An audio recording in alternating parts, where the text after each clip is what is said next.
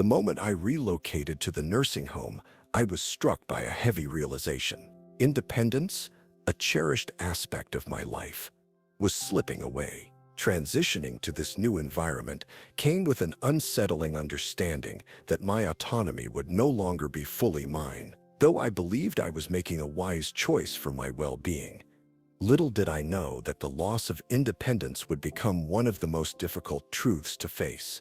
At first, I welcomed the idea of having assistance with daily tasks. The notion of not worrying about cooking or cleaning seemed appealing. After all, who wouldn't appreciate a little extra help? However, it quickly became clear that this assistance came at a price. Daily routines were dictated by schedules that felt foreign and confining. Mealtimes, medication schedules, and even recreational activities were predetermined, leaving little room for personal preference. My mornings no longer began with the leisurely cup of coffee I'd grown accustomed to.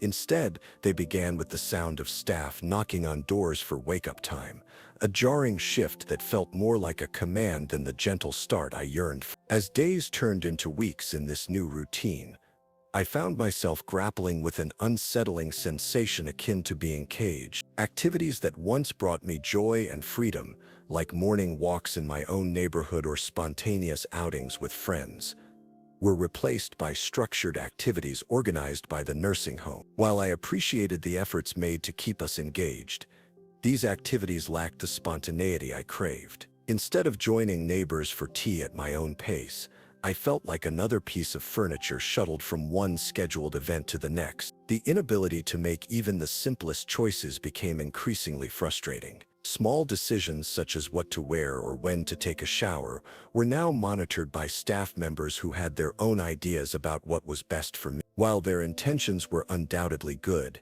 it often felt patronizing. I longed for moments where I could choose my own outfit based on how I felt that day rather than adhere to someone else's idea of appropriateness. I noticed this loss extended beyond just daily routines.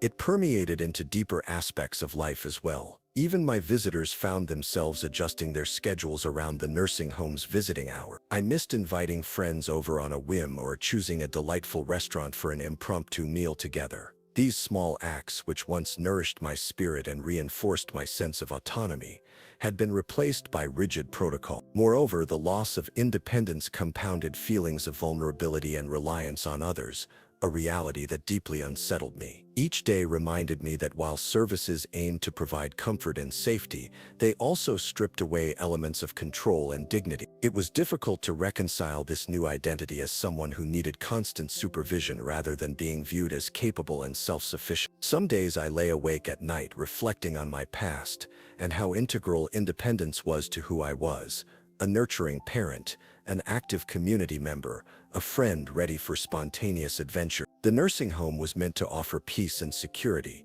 yet what I found instead was an ongoing battle over my independence, a hard truth that continually weighs heavily on my heart as I navigate this unexpected chapter of life. The feeling of isolation crept in silently at first, often masked by the collective presence of fellow residents and staff. However, as days passed, I began to realize how lonely I truly felt despite being surrounded by people. Surrounded by a bustling community, I had hoped to forge new friendships and engage in shared experiences, but the reality was much different from my expectations. Interactions with other residents were often superficial, constrained by the rigid schedules that dictated our day. Conversations during meals felt hurried and brief, limited to surface topics like the weather or recent activities organized by the staff. I longed for deeper connections, those candid discussions about life's intricacies that I used to have with friends over coffee or during casual gatherings. Instead, I found myself longing for those genuine exchanges that foster true companionship. Moreover, my sense of community was further undermined by the physical barriers within the nursing home. The layout of hallways and common areas often felt more like a maze than a welcoming environment. I would pass by clusters of residents engaged in group activities, but more often than not, I felt like an outsider peering through a glass window rather than a participant in their camaraderie. It became increasingly clear that while there were organized group events aimed at building connections, they lacked the organic nature of friendships formed outside institutional settings. What struck me most was the way in which every aspect of life felt orchestrated and governed by rules set forth by the facility. There was little room for spontaneity. A friend visiting during lunch unexpectedly could no longer happen since visitors were restricted to designated times.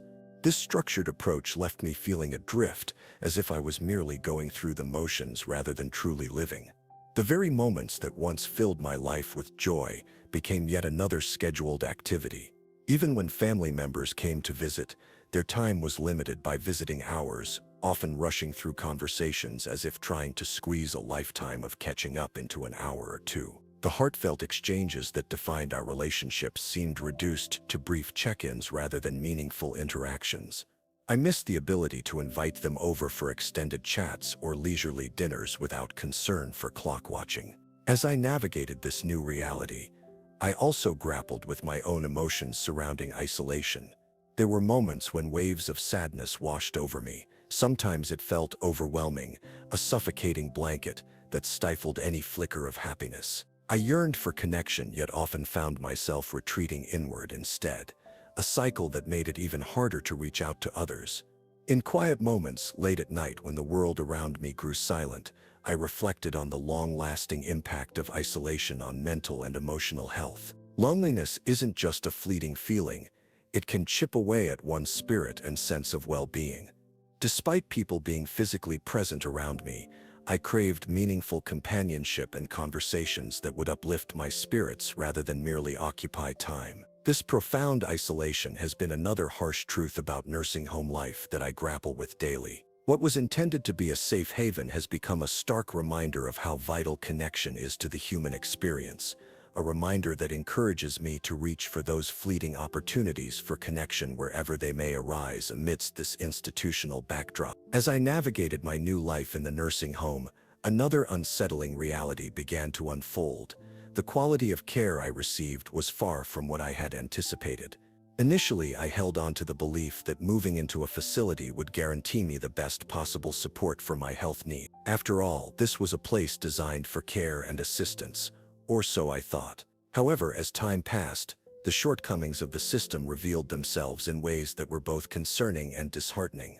My first clue came during medication management. While I recognized the importance of adhering to prescribed routines, I quickly became aware of lapses in attention to detail. There were times when medications were administered late or mixed up, and I found myself questioning whether I was receiving what I needed at the right time. Each instance raised alarms within me. After all, even minor discrepancies could have significant consequences for someone with my health conditions. Furthermore, interactions with staff often felt rushed, as if they were juggling too many responsibilities at once. When caregivers arrived to assist me, their demeanor was usually professional but lacked warmth. It was clear they had a demanding schedule to maintain, often hustling from one resident to another with little opportunity for genuine engagement. While I understood the pressures they faced, after all, nursing homes are often understaffed, I couldn't help but feel like just another item on their checklist, rather than a person deserving of compassion and individualized care. During these fleeting moments with caregivers, I developed a deeper awareness of how essential it is for patients to feel seen and heard. When discussing my concerns about physical discomfort or changes in my health, responses were sometimes dismissive or overly simplistic. Instead of delving into my symptoms and offering tailored solutions, conversations felt formulaic, like rehearsed lines delivered without true consideration for my well-being. Another area that raised serious concerns was personal hygiene assistance. The very act that should foster dignity became a source of embarrassment and anxiety for me. On several occasions, the staff seemed overwhelmed by their responsibilities and unable to provide thorough care during baths or dressing routine. It left me feeling vulnerable and exposed at times when I needed reassurance and support. Those moments starkly contrasted with the dignity we all deserve during such intimate acts. Additionally, the food quality and nutrition offered in the dining hall fell short of expectations. Meals that were intended to be nourishing often arrived lukewarm and uninspiring, bland flavors served on plastic trays that did little to entice even those with hearty appetites. Nutrition is key for elderly individuals like myself, yet here I was, faced with choices that seemed as uninspired as they looked. As I observed these deficiencies in care quality day after day, I reflected on how this experience clashed with the image presented when considering nursing homes. Instead of receiving attentive support tailored to individual needs, it felt more like a conveyor belt approach to caregiving, efficient but lacking heart. The realization that my health depended on a system struggling under its own weight added layers of anxiety to an already challenging situation. My initial hopes for peace of mind and well-being transformed into worries about safety and adequacy of care, a hard truth that continually weighs on me as I navigate life within these walls. Ultimately, what began as a quest for safety and support turned into an ongoing struggle with the realities of compromised care quality. This journey has highlighted how critical it is not only to seek assistance, but also to advocate for oneself when surrounded by systems that sometimes fail to uphold our dignity and well-being. The realization of financial strain hit me harder than I had anticipated after settling into the nursing home.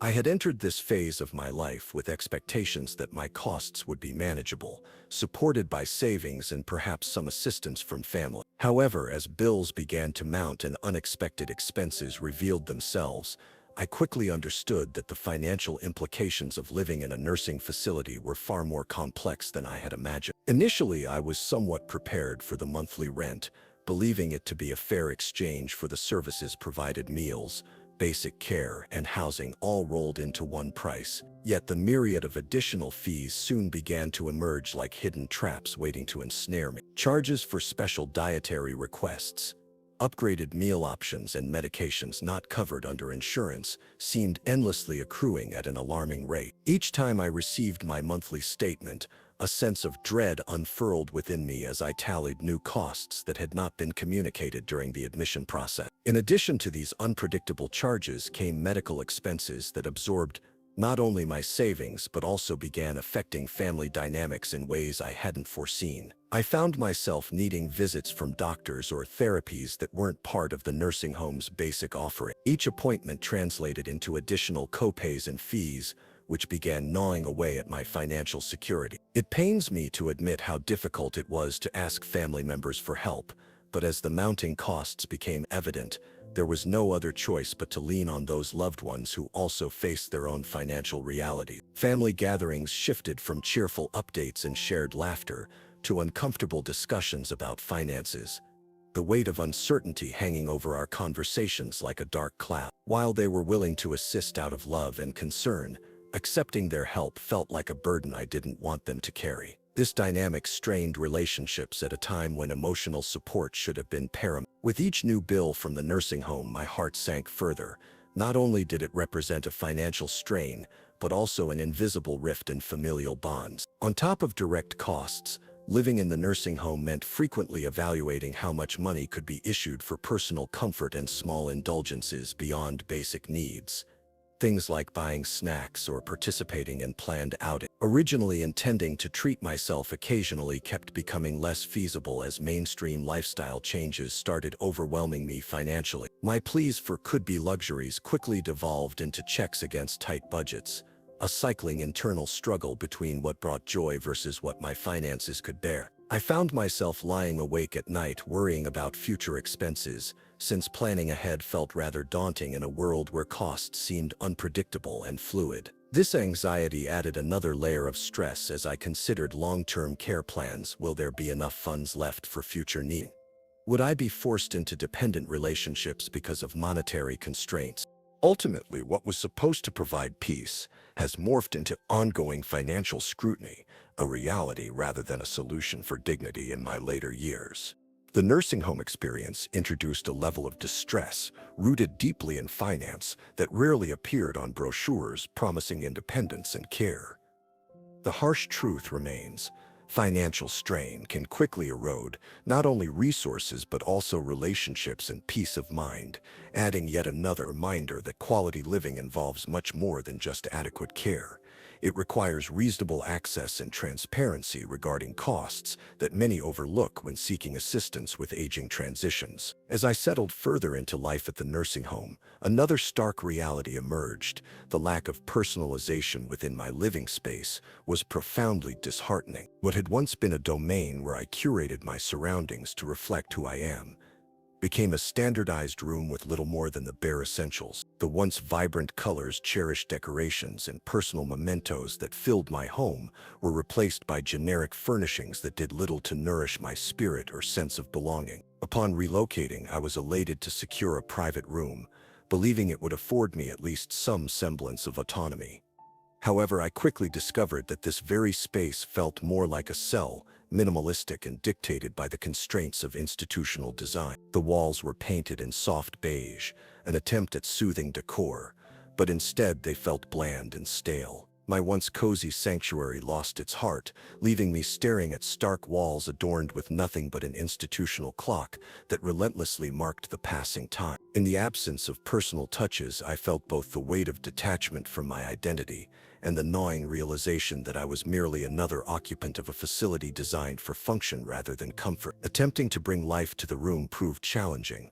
While I was allowed to decorate minimally, the restrictions often dampened my enthusiasm. For instance, walls could only hold specific types of artwork approved by administration. This limitation transformed decorating into something akin to a chore rather than a joyful expression of individuality. The bed linens were basic and uniform, devoid of warmth or personality, making it difficult to feel at home in what should have been a refuge. I yearned for my favorite quilt adorned with memories or a pillow as familiar as an old friend. Small gestures like choosing the color theme of bed linens or placing pride in decorating without oversight had once defined how I expressed myself in my living environment. Yet now, those choices felt stripped away along with my sense of self. In attempting to create atmosphere, I found that even incorporating plants, a common source of comfort for many, was fraught with complications. While some residents proudly showcased their greenery, I soon learned that nurturing them required permission and limited resources. It wasn't merely about bringing a bit of life into the sterile environment, but contending with policies that sometimes overlooked residents' needs for emotional support. Simultaneously, the common areas shared among residents presented challenges of their own. While they aimed to foster community and social interaction, these places often felt sterile and unwelcoming compared to the warmth of homes we once knew. Seating arrangements echoed architectural efficiency rather than thoughtful design, often creating distance between residents rather than promoting camaraderie. Conversations rarely bubbled with spontaneity. It was as if everyone was constrained not just by enforced schedules, but by the very atmosphere around us. Instead of being able to retreat into personalized spaces where I could recharge or find solace among beloved objects and memories, I continually faced reminders that this life isn't just mine, but part of a collective identity. I found myself reminiscing about moments spent in meaningful surroundings, surrounded by photographs and cherished items which cultivated not just comfort, but memories. Ultimately, living under such constraints made me long for personalization beyond mere aesthetics. What I craved was a connection to a space where moments mattered, fostering memories rather than disrupting them.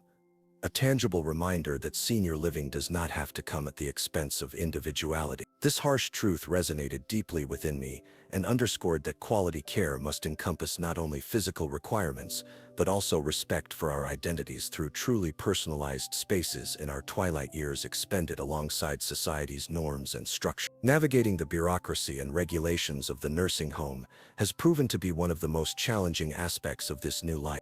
Initially, I believed that moving into a facility meant receiving not just care, but also guidance and support through the often convoluted processes associated with senior living.